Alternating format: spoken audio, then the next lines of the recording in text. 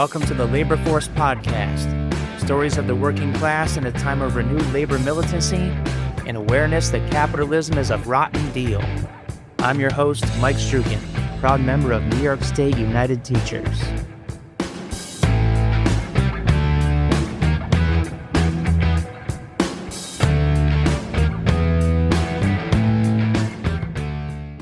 Let's start again with what's been making waves, not just in the Midwest, but all over the country. Workers standing up to ICE. Going back to January 23rd in Minneapolis, more than 700 businesses, can you imagine, just shut their doors. Thousands of people, workers, families, folks from every walk of life, poured into the streets to demand that ICE leave Minnesota. This wasn't just your usual union protest about wages or hours. It was big, bold, and it revived that old militant strike spirit from almost a century ago. And this time, it wasn't just the rank and file showing up. Major unions backed it in a way that's pretty rare these days. The Minnesota AFL-CIO got involved, which really says something about how serious they see this threat. Their president, Bernie Burnham, talked about how ICE raids don't just target a few people, they turn whole neighborhoods into places of fear. I mean, think about it. Folks are scared to go to work, worried about just grabbing groceries, or even just sending kids to school. That's not some fringe problem. That's everyone in the working class taking a hit. And this wasn't just local labor voices. National leaders chimed in too, especially after Alex Preddy, an ICU nurse and a union member, was killed. AFL-CIO President Liz Schuler basically said ICE should get out before anyone else gets hurt. It's like when you have the top leadership openly saying immigration enforcement is a danger to all workers, you know it's not just background noise anymore, it's front and center. Alright, so why are unions suddenly going all in against ICE? Well, let's dig into what actually happens when immigration enforcement ramps up. There's a story floating around that if you kick out undocumented workers or make them disappear, suddenly wages and jobs will go up for everyone else. But the research says the exact opposite. Economists looking at what happened with programs like Secure Communities, where local police got tied into immigration enforcement, found that jobs and wages actually dropped, even for U.S.-born workers. It's wild. You think sending people away means more work for whoever's left, but it just hurts everyone. The thing that gets me, it's not just about numbers on a paycheck either. It's the fear. With ICE in the neighborhood, no one wants to report safety problems. No one wants to make waves. And bosses know that. If you're scared to be turned over to ICE, are you really going to complain about wage theft or some busted machine? Probably not, right? So retaliation by employers gets easier, and the whole organizing spirit takes a nosedive. I mean, a workplace where people can't speak up is a place where everybody's worse off. Doesn't matter where you're born. Look at what happened at Glen Valley Foods in Omaha just last summer. ICE raided the place. Suddenly about half the shop floor vanished. Production, it tanked. But the funny thing, okay, not funny, more like tragic, was that wages didn't shoot up for those who stayed. If anything, everything got more unstable. Food processing, agriculture, construction, these are industries built on immigrant labor. Hit them with brutal enforcement, and the result isn't higher pay or better jobs for anyone. It's shortages, stuff not getting done, and a whole supply chain scrambling. Even the business press, which usually isn't exactly pro-worker, has to admit this kind of chaos isn't helping anyone. The main point is the damage ripples out. It doesn't just make life harder for undocumented folks, it lowers the floor for everyone, which if you ask me, is kind of the whole point. Keep people divided and scared, and organizing falls apart. So here's the core dilemma for the labor movement. Do you keep your head down and only fight on those safe issues, or do you take on the big shit like ICE that really shapes your workplace from behind the scenes? There's a long, ugly history of immigration enforcement being used to bust up organizing. I'll never forget reading about the 2008 Iowa meatpacking raid. They just started a union drive, and one enforcement action blew the whole thing up. Leaders deported, everyone else terrified, the campaign gone overnight. That brings me back to something labor organizers have said forever. An injury to one is an injury to all. The industrial workers of the world came up with that. And it's not just a feel-good slogan, it's a warning. When bosses in the state divide us up, say you over here and you over there, especially by legal status, it's always to weaken everyone's hand, not just the most vulnerable. It's tactical, right? Separate the working class, and it's that much easier to cut wages, ignore complaints, or just threaten anyone who tries to organize. I caught this farm interview on Wisconsin Public Radio recently. The owner was flat out nervous. He was worrying that if deportations keep ramping up, They might not have enough people left to get the crops in. It's not a small problem. We're talking potential food shortages, price hikes, and just a tougher time all around. One farm's pain, can turn into a whole region's problem real quick. The message from Minneapolis, and honestly from everywhere ICE tries this, is clear. Immigration enforcement isn't some separate issue. It's a core part of what workers face every day. It shapes who's allowed to speak up, who's forced to keep quiet, and how much power employers in the state hold over people. Robert Wright's talked about running into this lifelong Republican guy at a restaurant, right? Classic, just sitting at the counter, and here comes this guy who's just like, I'm done. I'm done with the Republican Party. After all these years. And apparently, he's not alone. He says his friends are bailing too. And what did it? Minneapolis. That was the breaking point. He saw what went down, and he was out. And it's not just about, well, okay, it's easy to point to ICE and law enforcement and go, yeah, that's the issue. But for this guy, and Reich too, the kicker was all the lies. The just nonstop lies. Trump, Noam, Miller, Vance, the whole lot. The sheer nerve of it. You watch the videos, you see the dead faces on cable TV, then you flip the channel and they're spinning some story. And you're like, hey, am I losing my fucking mind here? So the country split, right? Not just Democrat, Republican. There are like two big tipping points. One, you feel the fascism. The police state shit, the crackdowns, the chaos.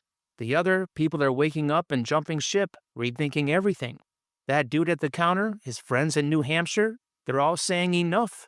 I mean, I can feel it too. It's not just media chatter. Folks are angry. They're scared. And more they're rethinking which side they want to be on. They want to resist. And here's the wild part. It's not just Minneapolis. Reich talks about hearing from people all over the country. Portland, Maine, places you wouldn't always expect to be hotbeds of activism, saying the same thing. We're more united than ever. There's really this surge of mutual aid, not just protest. Picking up groceries, dropping off meals, driving vulnerable folks where they need to go. Nobody's waiting for some hero politician to fix things. Regular people are stepping up for each other. That's how, in a weird way, the crackdown kind of backfired. All the heavy-handed stuff, it's pushed people closer.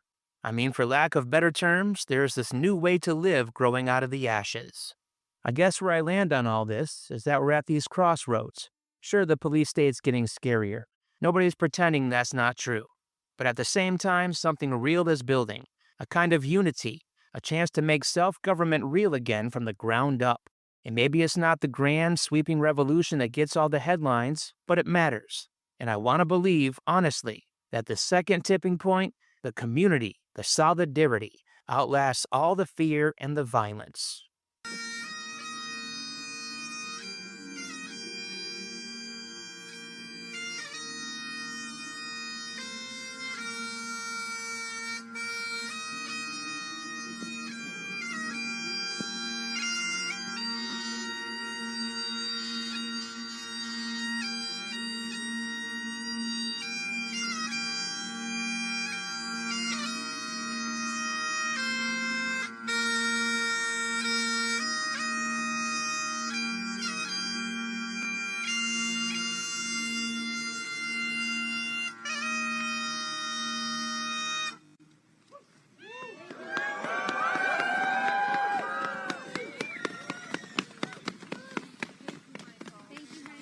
Michael Redmond on the bagpipes. Thank you so much. That was beautiful. Okay, we have a couple of people that want to say a few words. Yes, thank you. Hi, everyone. Thank you for all being here. My name is Noor Tamimi. I am a registered nurse at Regents Hospital. I am also an immigrant that came to America from Lebanon. I have been living in fear lately, looking over my shoulders, having to walk around with my passport. What brought me in here today is exactly this, our community. It encouraged me to speak up. This is our time to speak up for our freedom, for our right to be as healthcare workers. We are protectors. It's within our instinct. We always get thrown into uncertain circumstances, and it's in our nature to advocate, to protect, to love, to save a life. And that's exactly what Alex was doing to his last breath.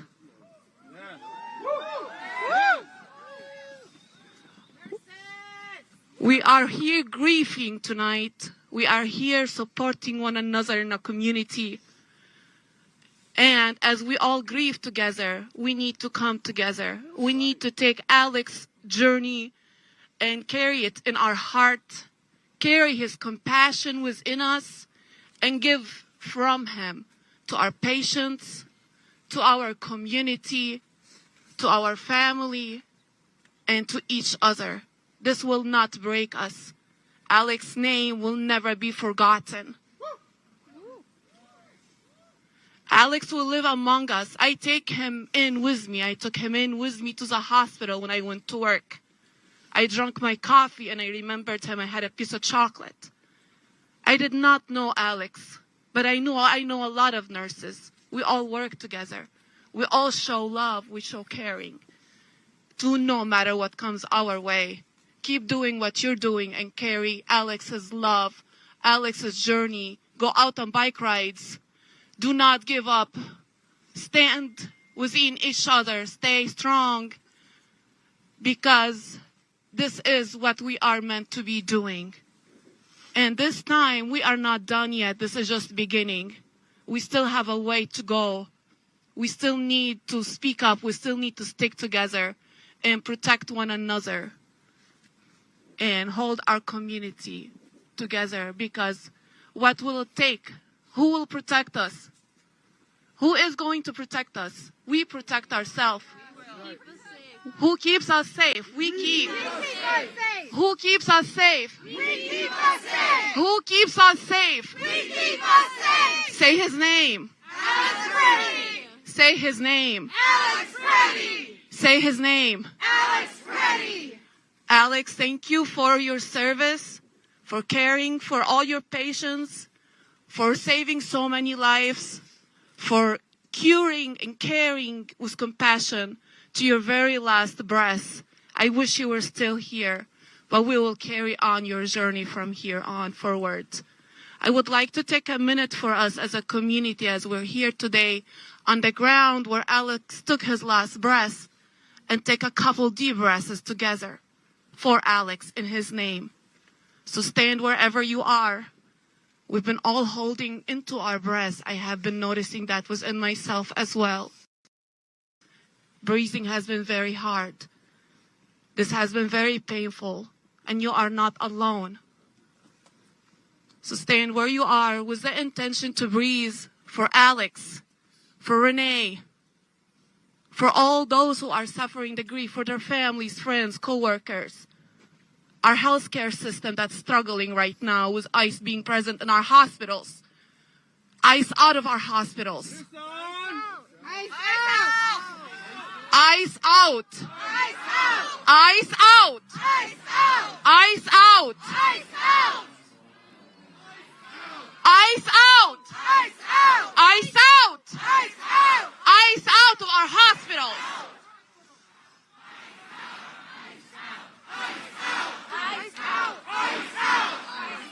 ICE out. ICE out. ICE out. ICE out. Out of our schools. Out of our hospitals. Out of our communities. With that being said, let's get back to our breathing. Let's breathe.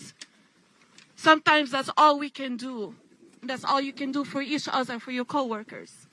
When they're struggling, when they're suffering, when it's painful, breathe. So stay where you are right now and take a deep breath in. In a community, close your eyes. You can keep them open. Set the intention. Breath in and out.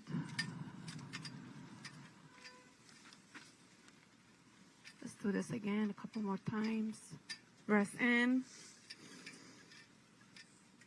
Hold it. And breath out.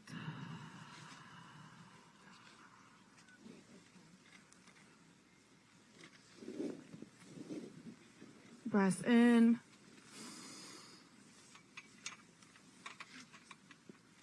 Breath stress out.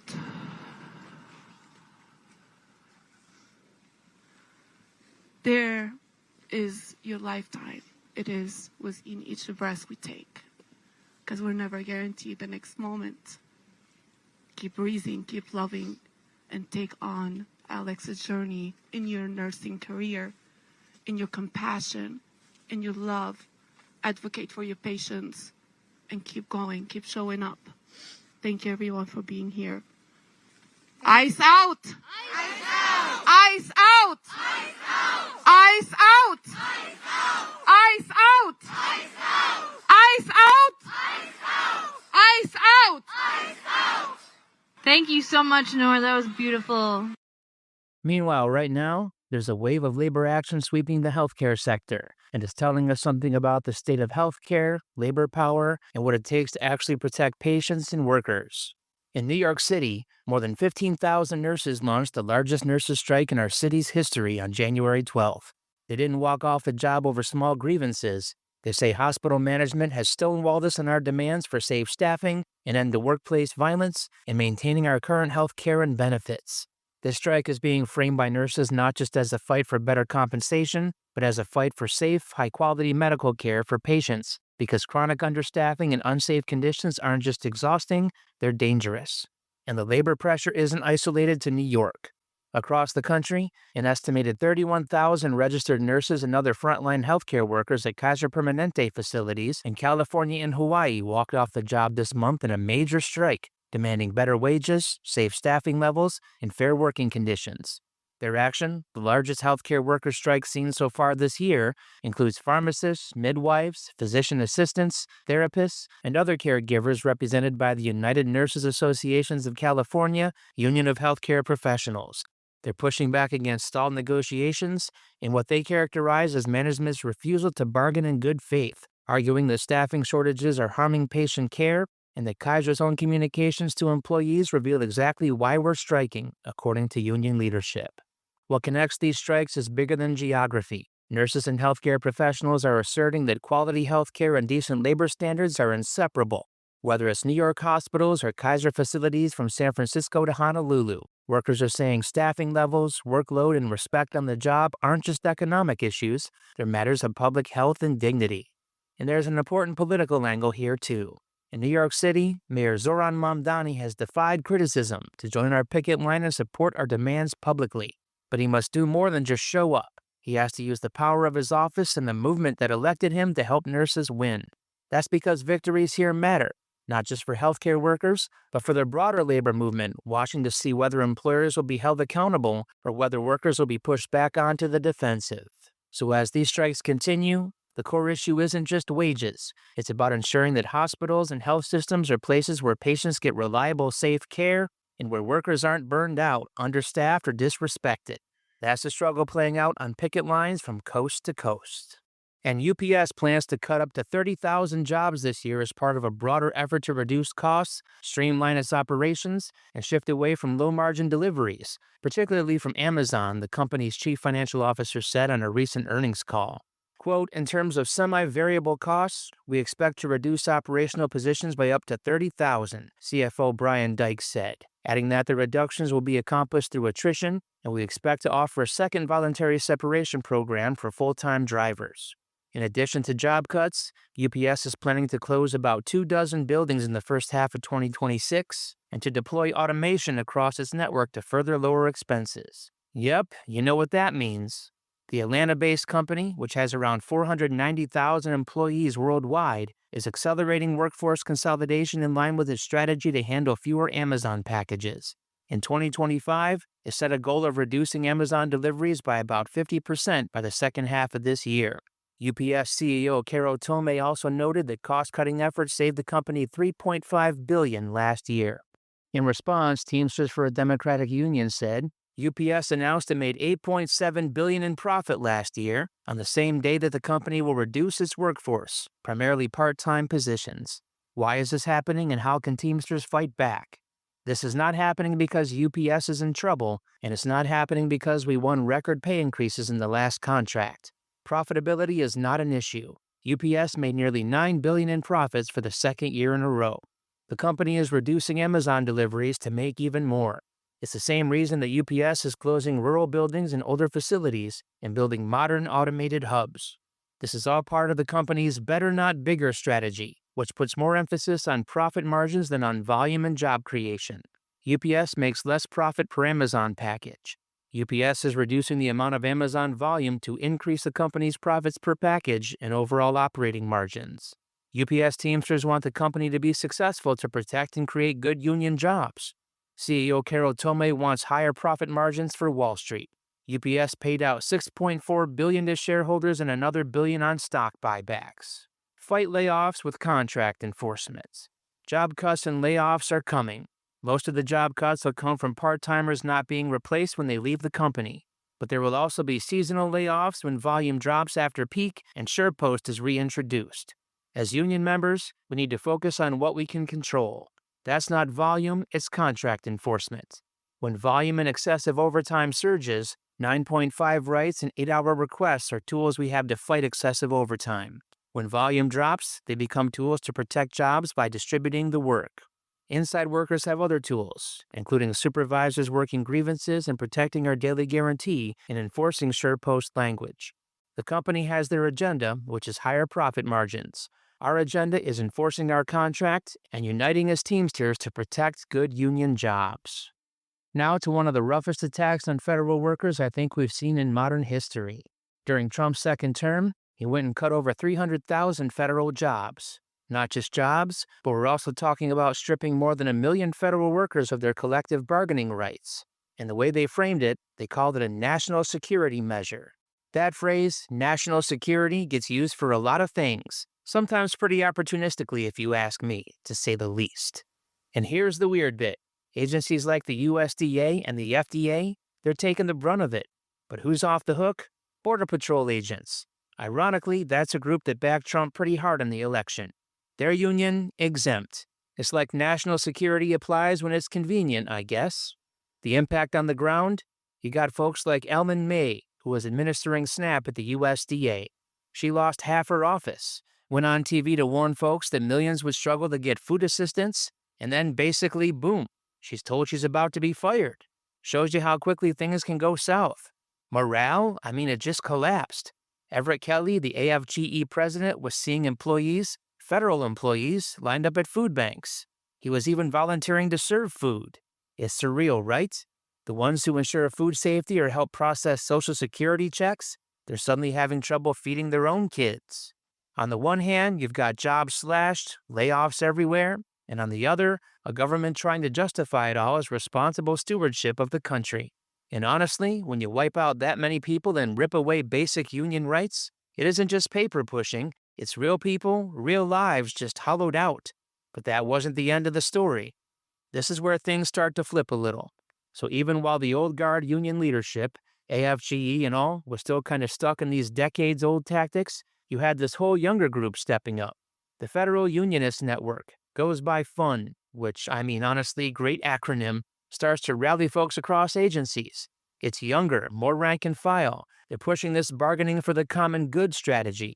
That's essentially organizing not just for wages or benefits, but for public services, right? Trying to make the case that working people and the public's welfare are directly tied together. There was this big Save Our Services Day of Action. Rallies in 35 cities, food drives outside the USDA, raising money for food banks not just for the community, but heartbreakingly for their own union members. And it's not all smooth sailing inside the movement either. Folks like May Apgavanen, she works at the VA. She was absolutely furious when union leadership called for ending the Senate filibuster during negotiations. For her and a lot of FUN activists, that just felt like giving up the fight. Maybe in a certain family, unions were always kind of invisible, almost like some relic of another time.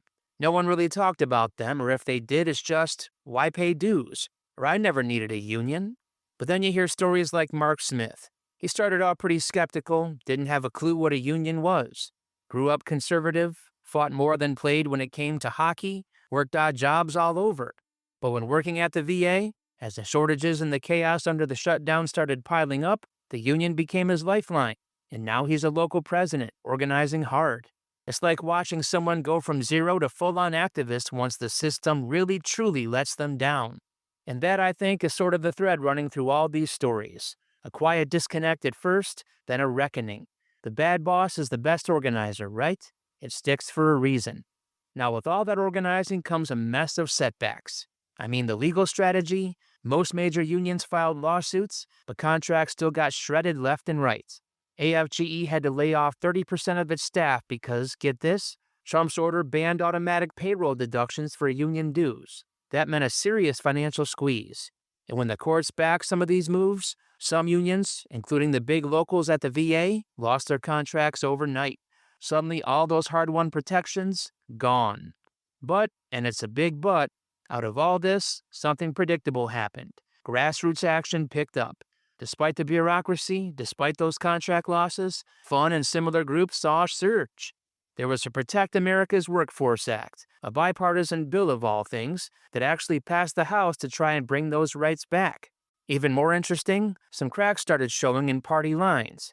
Republicans from places like New York and Pennsylvania backed the bill, talking about their own districts and federal employees living there.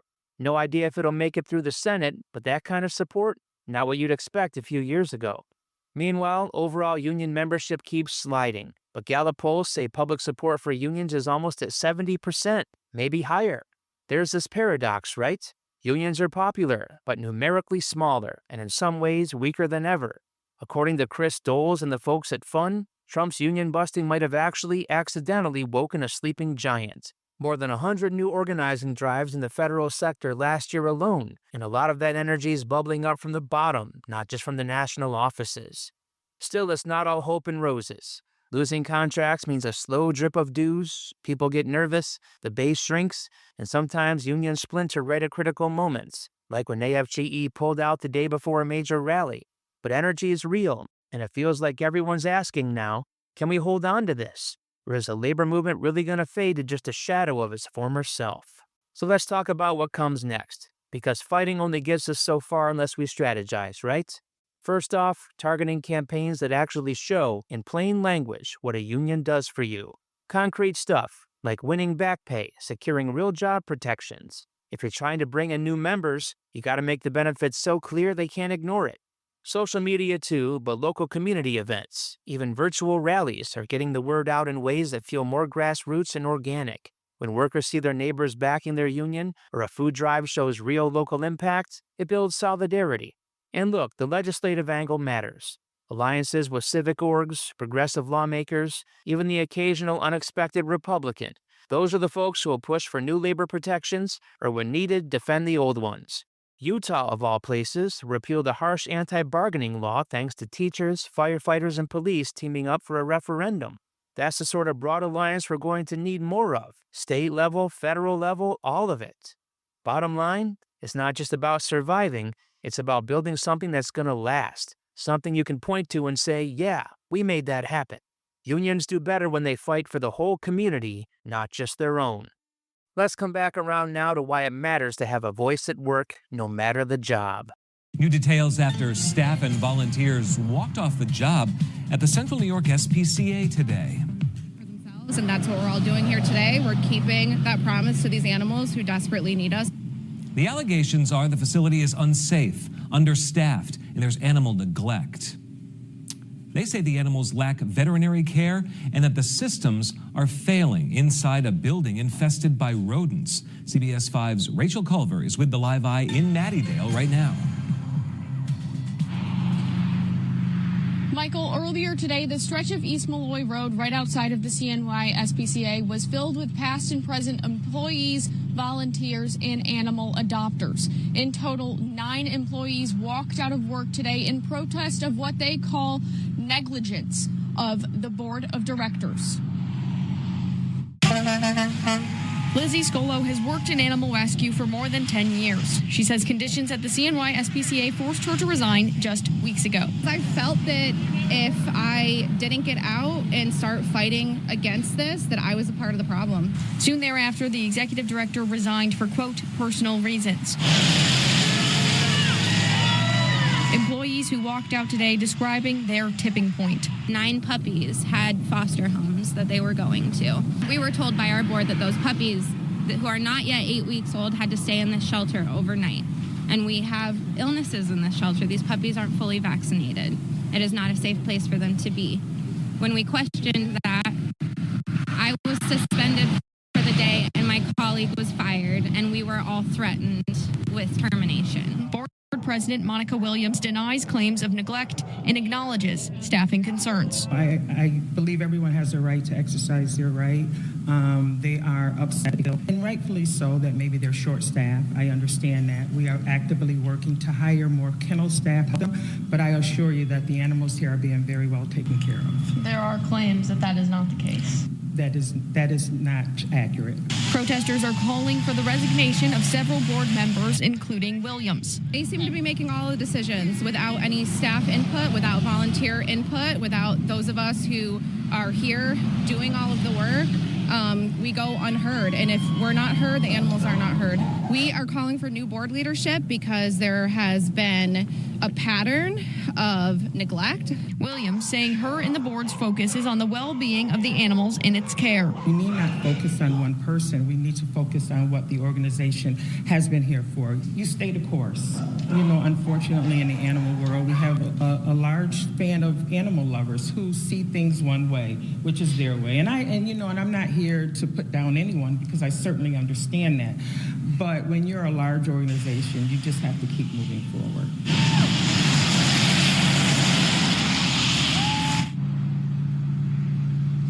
Those protesting say they've submitted documentation, including photos of shelter conditions, to the New York State Department of Agriculture. We did reach out to the state to see if there is any ongoing investigations into that, and we did not hear back.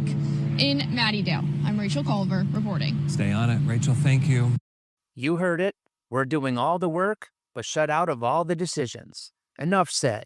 And the action got the desired result. The entire CNY SPCA board resigned on Wednesday. The New York State Department of Agriculture and Markets said it will conduct an educational visit in the coming days, followed by an unannounced shelter rescue inspection.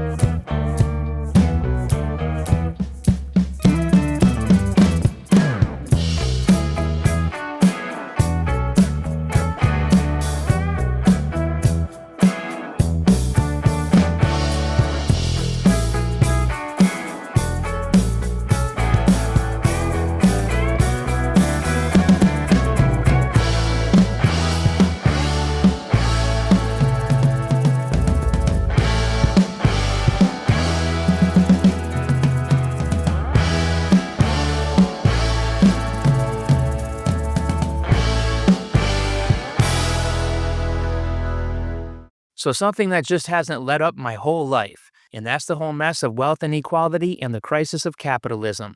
I mean, you look back over the last 25 years and it's just crazy. The gap between the ultra-rich and the rest of us just keeps getting wider. I came across some numbers that honestly still blow my mind. By 2025, the top 0.1%, we're talking the richest slice, have amassed something like $23 trillion, while the bottom 50% of American households hold just $4.1 trillion. I'll admit it, I had to do a double take on that stat. And if you roll back to 2001, that same elite group had $4.2 trillion. In other words, their pile of cash increased more than fivefold, while the bottom half just sort of limped along, tripling but nowhere near catching up.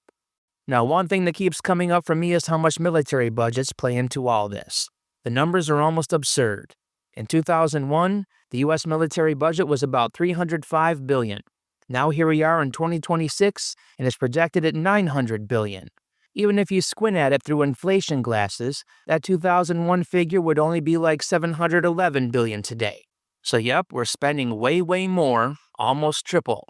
And who profits? Well, the usual suspects. Giant defense contractors and the billionaires who own them. Meanwhile, the rest of us are being told there's just not enough for schools or hospitals or public transit. I gotta say, it reminds me of those arguments back in the day. People would go around and around about how the government always needs some enemy to justify this spending. They used to say, oh, it's the Soviets. Then after 9/11, it became terrorism. It hasn't changed much. The fear, the budgets, the windfall for the wealthy. It just echoes decade after decade. And maybe I'm rambling here, but when I look at how local communities get left out while military contractors rake it in, it's fucking deja vu. Amidst all that doom and gloom, what really gives me hope is the people standing up to it. Remember Ferguson back in 2014? That was the spark for Black Lives Matter, folks in the streets after the killing of Michael Brown. And then years later, after George Floyd was murdered in 2020, millions of people poured out across the country, even in the middle of a pandemic. That kind of grassroots organizing doesn't just appear overnight. It's years, decades of folks getting fed up, building, and pushing back. I mean, the sheer scale of those protests was huge.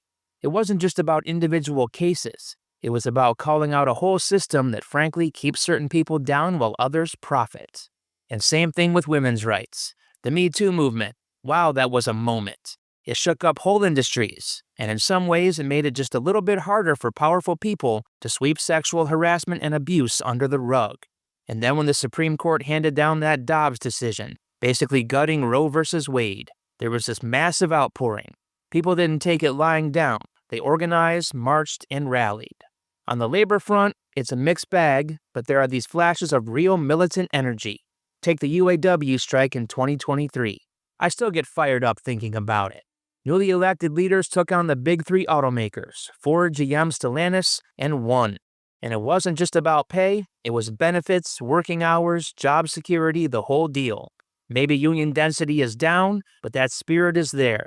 And every time I hear about another group, Starbucks baristas, Amazon warehouse workers, even grad students, walking out, I get the sense that, yeah, maybe we're finally heading toward another surge in worker-driven change.